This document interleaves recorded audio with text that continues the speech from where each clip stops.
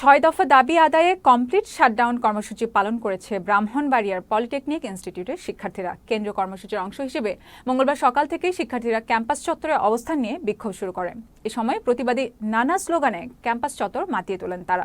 এক পর্যায়ে দুপুরের দিকে প্রতিষ্ঠানের শিক্ষক সহ কর্মকর্তা কর্মচারীরা ক্যাম্পাস ত্যাগ করলে বিক্ষুব্ধ শিক্ষার্থীরা প্রতিষ্ঠানটির একাডেমিক ভবন ও প্রশাসনিক ভবনে তালা ঝুলিয়ে দেয়। এদিকে সিরাজগঞ্জের রায়গঞ্জে উপজেলা যুবদলের আয়োজনে ধামাইনগর ইউপি চেয়ারম্যান রাইসুল হাসান সুমনের অপসারণের দাবিতে বিক্ষোভ সমাবেশ অনুষ্ঠিত হয়েছে।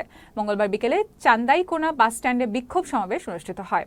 সমাবেশে বক্তব্য রাখেন উপজেলা যুবদলের সাবেক সাধারণ সম্পাদক জাহিদুল ইসলাম জাহিদ ও উপজেলা যুবদলের সাংগঠনিক সম্পাদক সিপার আল হাসান সহ উপজেলা বিএনপি ও অঙ্গ সংগঠনের নেতাকর্মীরা।